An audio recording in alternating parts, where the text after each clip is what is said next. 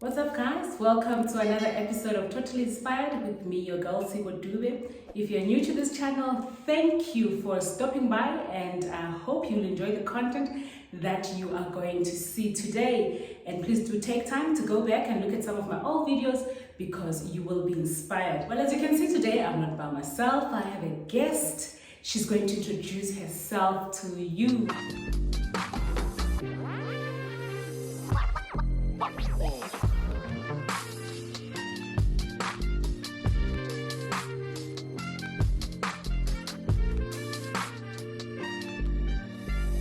Well, I'm just excited because this is my niece who has come all the way from Ukraine. She's been studying there. We are going to hear more from her. So please greet the viewers, tell them who you are, and then we will get into the interview. Okay. Hi, my name is Courtney and she's my aunt. I'm studying medicine in Ukraine and I'm in my 4th year at the moment. Wow. Well, as everybody might know, we've heard so much about Ukraine. I'm sure there are people who didn't really care about that country and maybe didn't know much. But now everyone in the world knows about Ukraine simply because there was a war. So today I just want us to go through your journey, coming all the way from Ukraine to home. What year was that when you left, by the way? It should have been 2018. It was 2018. How old were you then? I don't know. 19, I think. Probably. Because it was soon after high school. Yeah. All right, now fast forward, you're in your 4th year now. Yeah. Yes. And what happens? Basically, 4th year, I was with my housemate. Is she also studying medicine? Yes, she is. 4th year as well. Okay. So we were just chilling in our apartment, and then she just walks into my room and says, "Courtney, Russia has bombed the airport in Kyiv." Oh my word. And we're just like, and she's like, "The war has started. Go on Twitter, look at this, look at that." And people were just panicking on Twitter. Everything was serious. And then we're like, relax, it's fine, because we're on the western side. We're the most western. Happening in the east. And we're the most western town. Now, at that time, when the bombing had taken place the first time around, were you guys still going to class? Online classes. Online, Yeah, we're still having our online classes. So I live in this town called Uzhhorod. It's very, very small. It's fine, nothing will happen. So we're just chilling. It was actually still on Thursday because we bombed on a Thursday. Then we had to go out to go and buy some stuff. So then we go to the shops. All the shelves were completely gone. Yes. Like there was no stock. There was no stock. They were cleaned, and I was just like, absolutely nothing. Nothing. There was no bread. The shelves were kind of empty as well. The banks were now closed, and I couldn't go. I wanted to go to some government building as well, and everything was just closed. Yeah. And I was just like, Then Friday came, and we're still chilling, and people announced me about leaving the country. And then we're like, okay, we'll just chill and we'll wait. So I was planning on leaving on Monday. She was planning on leaving on Wednesday, the following week. So Saturday comes, and then my brother is like, wake up and leave. He was even texting me saying, I think she's just too relaxed for what's going on, for what we're seeing. He video called me. I could see the stress in his face. Yeah, and I'm sure you were getting lots of messages. Because I remember I messaged you, I can't remember when, and I had nothing from you. Then I messaged you again. I think I had nothing from you. Then I was like, okay, let me ask your dad. And then he was like, she says it's quiet where she is. Yeah. But I'm sure you're just being bombarded with messages. There were so many messages from people I didn't even speak to, people I hadn't spoken to in so long, and most of them were also relatives and friends and blah blah blah. And so you're overwhelmed. I genuinely was. But then the good thing is I'd already packed my bag just in case I need to get up and leave. So I did that. I got out, and then I got a cab to go to the border. To where though? When you leave, where are you going? Exactly. I found people though. So you just found people? Yeah. My friends, seniors, and my my singers and like, friends and stuff. Oh my word. That's So I found them and we were all just going to go and use the Slovakian border because that one is the closest one. So you really depended on the group. Yes. Wow. And we just mobilized ourselves basically. So so what was the plan? You crossed the Slovakian border, then what? That's the thing. We knew nothing. You knew nothing, right? Yeah, because the first group of people were supposed to go and find out and tell us, okay, so when you guys are crossing, do this, do that, do this, do that. Yeah. But then I just ended up going with the first group of people. Oh. So we ended up going to the Slovakian border, which is very, very, very close to where I live. I think like a 10-minute drive. Really? Yeah, it's like 10-minute Wow. drive with an Uber. It was super, super close. Oh, I remember you sent a video. You sent me a video. Yeah. Oh, yeah. You sent me a video when you were crossing the border. It was at night, right? It was. Got there around 11 a.m. Yeah. So I was in the Uber, and when we got close to the border, there was a lady who was checking the cars, a police woman, and she was there. And when she looked at the driver was like, "No, I've got a client. I'm going to come back." Because you know how men are not. Oh, men were not supposed to Yeah. leave. Oh my word. Yeah. So he was like, "No. I have a client. I'm just gonna go and drop her off there. I'll be back." And she's like, "Okay, cool." And then he goes and he drops me off. Then I had to walk the rest of the way, which is like a 3-minute walk. I'm alone. It's just me. So I got off and then I called my friends and then they told me, "Oh, we're there. And I'm like, okay. Then I saw them and then I joined them. But I thought you'd have left as a group. Why did you leave by yourself? Because they left first in the morning. It's a Saturday. So I found them and then we're just there. We're waiting on the Ukrainian side. This was sort of like a checkpoint thing. And then they started letting people go through. Were they checking like Nothing. Oh, We're not checking anything. Oh, they just They let were them- just like, we stood Yeah. there for around about 2 hours. And then they were like, okay, you people from here to there, go. Then we got separated. And now it's just me and 3 other guys, and also my friends. And then the rest of the guys, all the other Africans, just went with the first group. So now this guy comes and tells us there's a bus that's going to take you guys to the Hungarian border. Use it if you want to use the Hungarian border, because if you stay here, you're going to have to stand for 8 hours before we let people pass. Now, we couldn't go to the Hungarian border because the rest of our group has gone towards the Slovakian border, so we decided to stay there.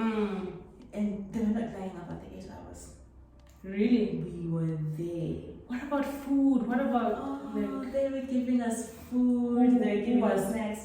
The random people there. So they were just giving us drinks, coffee, pizza was there, and lots of So you were not scared, you were like Nah. well taken care of. So, but what's the story that we kept hearing that black people were being discriminated and not being allowed to cross, or they were not being prioritized? Did you experience that? Honestly speaking, I experienced none of it. Absolutely none of it. Mm. They were just letting us go through.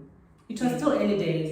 Yeah, it was the Okay. second day. There was Okay. nobody complaining about anything. But do you have friends who say that they went? Oh, just the one. This one girl who used the Polish border. Oh, so it depended on where you. Yeah, I think so. She also said that she experienced it when she was trying to get on the train from Lviv to the border. And they were like, oh, black people, blah, blah, blah, blah, blah. And I was just Really? like, that's what she said. Wow. And I was like, unlucky. It was just so unfortunate for her. So now, do you guys catch the bus? What do you do? For us? The 8 hours that you. No, we were standing in one place. Nothing was happening. Nothing. Because after those guys left, we stood there for like another 2 hours, I think.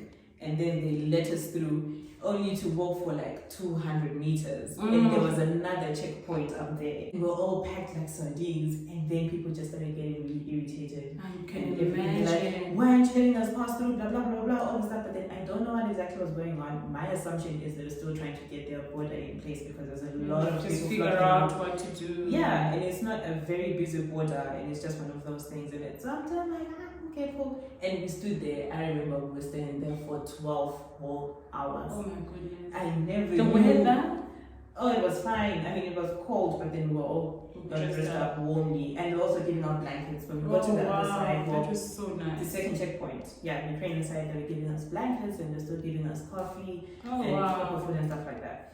So we just stood there for 12 whole hours and we said, I never knew my body could stand for 12 whole hours without sitting at When any you point. sit? Because we were packed like sardines. I was Packed shaking way, my like head. as a crowd. Yes, we're just When standing. we're inside a No, building, outside. but you were like a crowd. Like this, COVID wasn't even existing. There was no social distancing at that point. We were all we were like So you this. couldn't see. Squash, couldn't sit. You're just standing the whole time with your bag, and you had to move with your bag the whole Oh time. my And I'm just like, goodness. yeah, and it was so So so tell so, me. so crowded. What kind of people were you with there?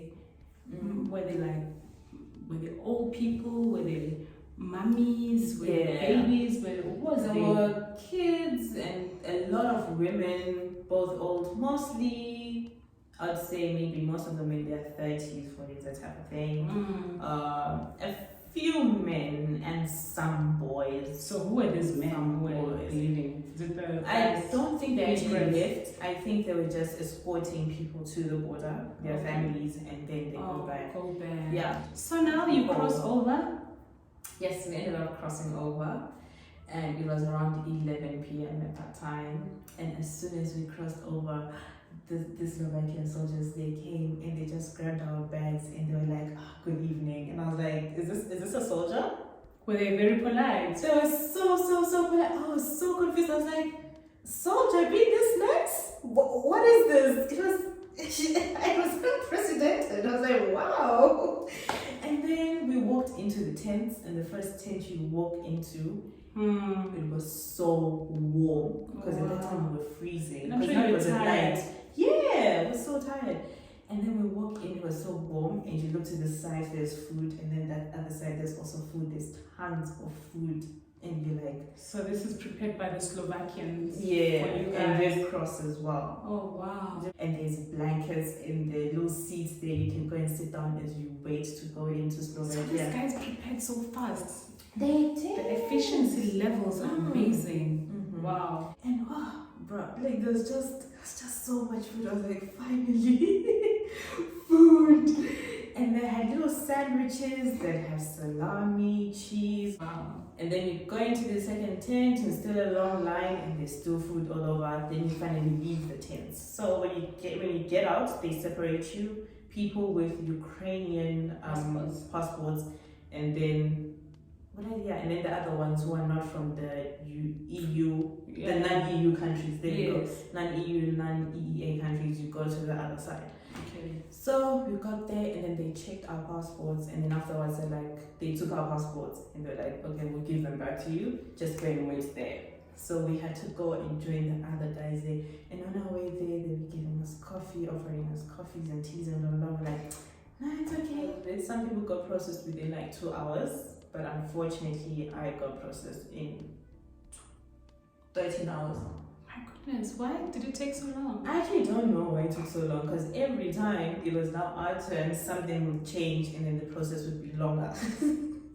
But the time they actually took a break for a while and they stopped, because what they do is they take your passport, disappear, then they come back out and then they call your name, and then you grab your passport and then you can cross. I don't know how many cups of tea I got just to warm up my hands because it was so cold. Oh my I goodness. think it was it -3?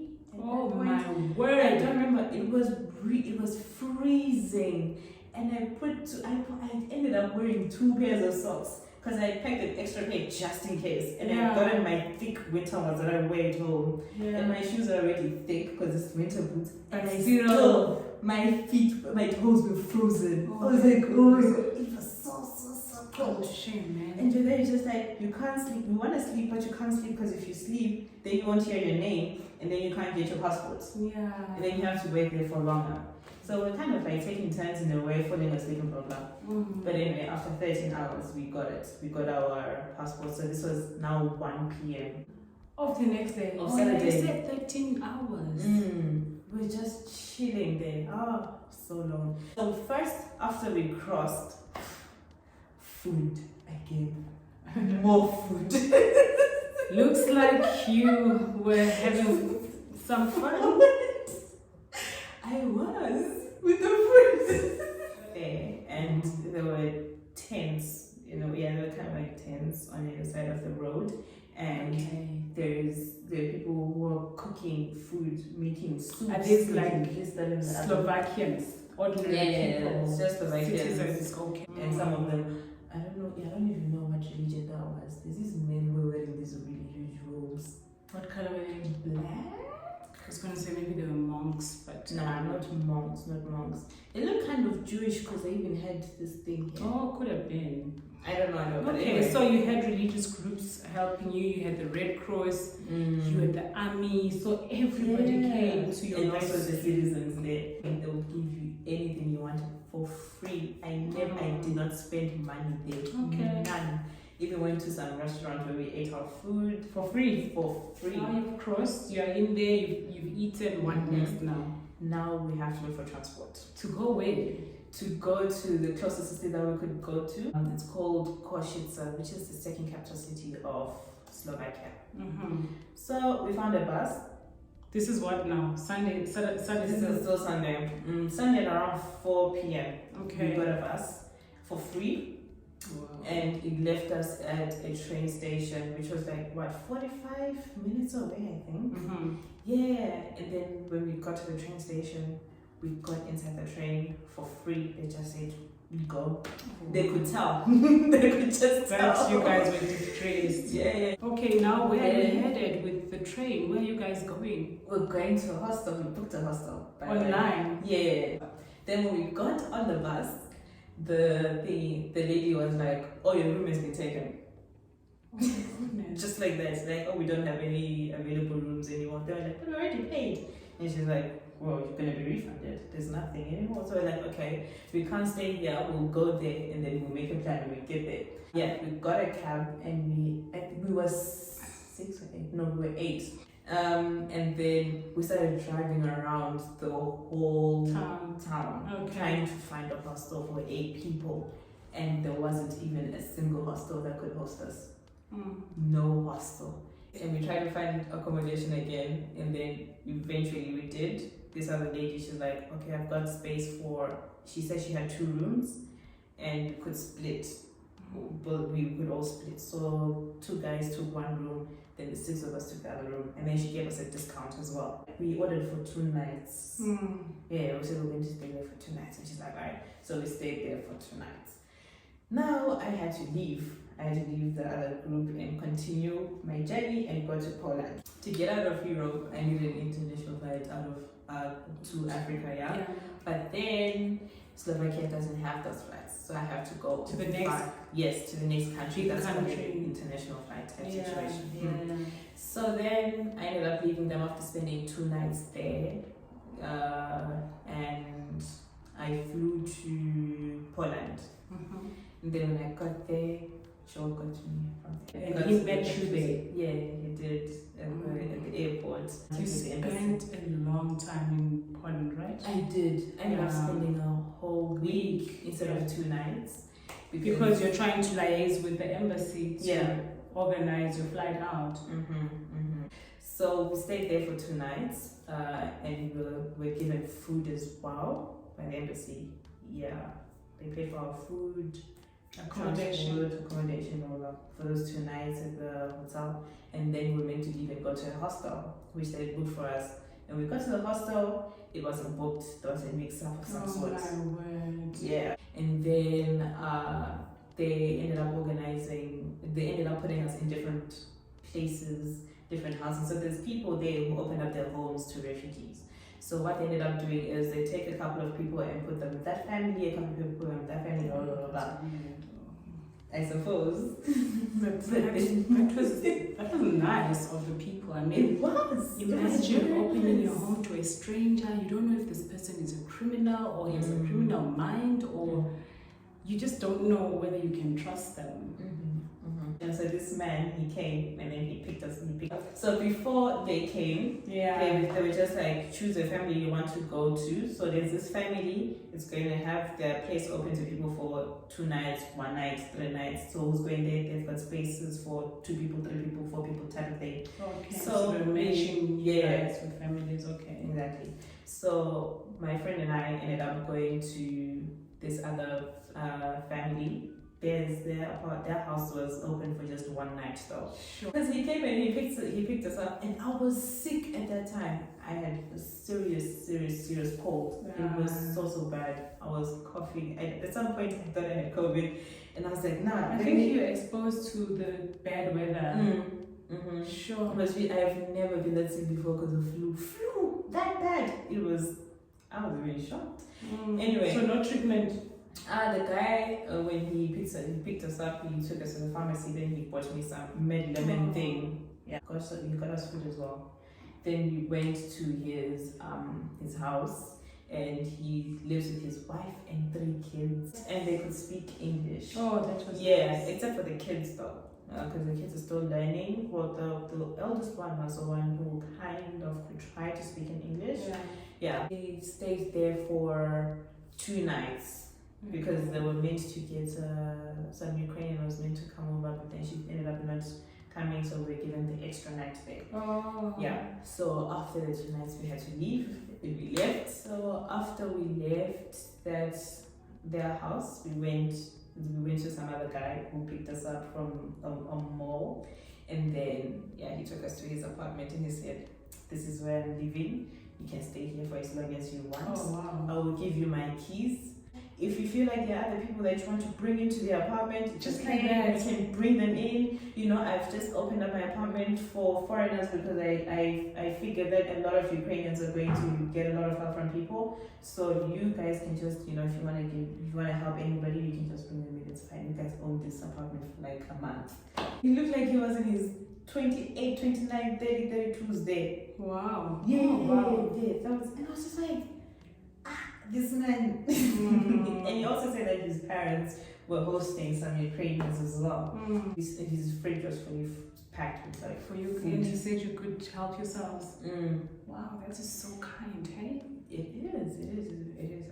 I was shocked. And then he gave us money. He's like, if there's anything that you want to buy, you can have the money. Spent the night there, and then in the morning we got our tickets from the embassy. And then we got here, or Tambo, and we met some people there who were left by their own plane twice. They were complaining like, no. Sounds like it was hectic. And then you finally made it home. That same day. Same day. Then we got to Zim, and blah blah blah. Then we parted ways at the airport. Okay. So now tell me now, what's happening with you guys? Are you still studying? Are your lecturers available for you?